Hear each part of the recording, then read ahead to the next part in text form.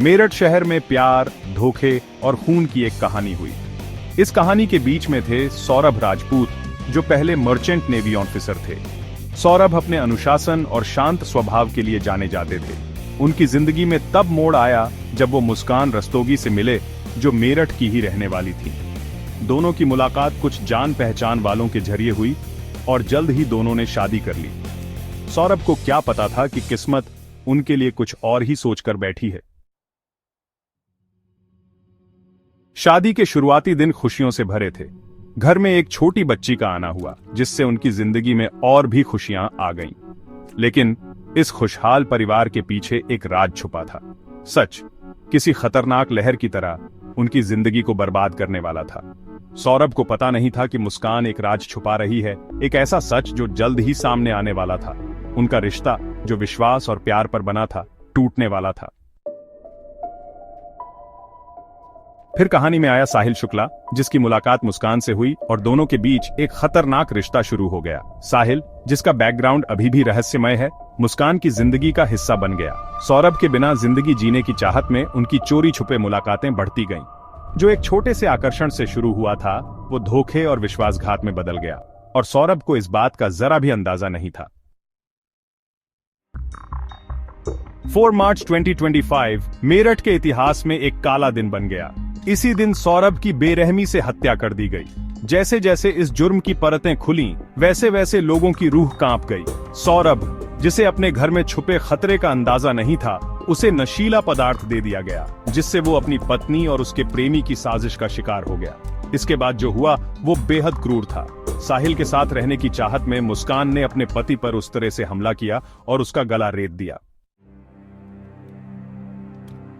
बेहद क्रूरता से साहिल ने फिर उस तरह लिया और सौरभ का सिर धड़ से अलग कर दिया। हैवानियत की हद पार करते हुए उन्होंने उसके हाथ भी काट दिए ताकि उसकी पहचान ना हो सके। घबराहट में उन्होंने लाश को ठिकाने लगाने की कोशिश की।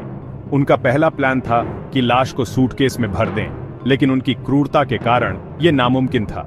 मजबूर होकर उन्होंने एक बड़ा नीला ड्रम लिया और उसमें सीमेंट और रेत भरकर अपने गुनाह को छुपाने की कोशिश की।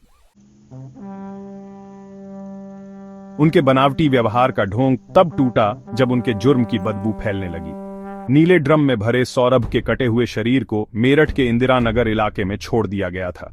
इस भयानक खोज ने पूरे शहर को हिलाकर रख दिया। पुलिस ने इस बेरहम जुर्म के सामने पूरी तरह से जांच शुरू कर दी ताकि अपराधियों को सजा दिलाई जा सके।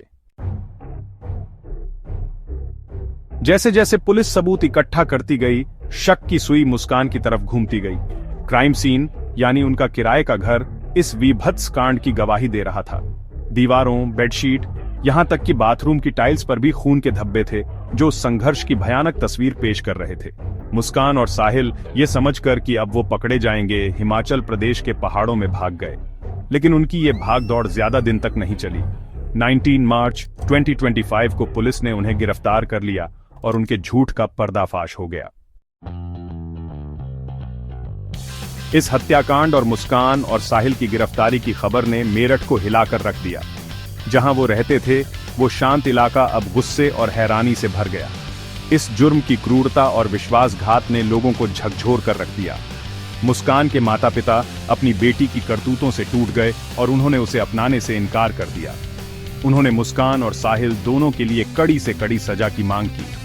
अपनी बेटी के कृत्यों का बोझ, शर्म और दुख उनके लिए असहनीय था। वो भी सौरभ के लिए न्याय की मांग करने वालों में शामिल हो गए। मेरठ डबल मर्डर केस, जैसा कि इसे अब जाना जाता है, इस बात का एक भयानक उदाहरण बन गया कि कैसे आम जिंदगी के पीछे एक काला सच छुपा हो सकता। मुस्कान और साहिल को कोर्ट में पेश किया गया। उनके चेहरे, जिन पर कभी प्यार और वासना दिखती थी, अब उनके जुर्म की सच्चाई दिखा रहे थे। दोनों आरोपियों को 14 दिन की न्यायिक हिरासत में भेज दिया गया। मेरठ की चौधरी चरण सिंह जिला जेल में अलग अलग बैरकों में बंद अब वो अपने फैसले का इंतजार कर रहे हैं। कानूनी कार्यवाही जारी है और अभियोजन पक्ष एक मजबूत केस बना रहा है ताकि अपराधी अपने किए की सजा से बच न सकें। पूरा देश न्याय का इंतजार कर रहा है।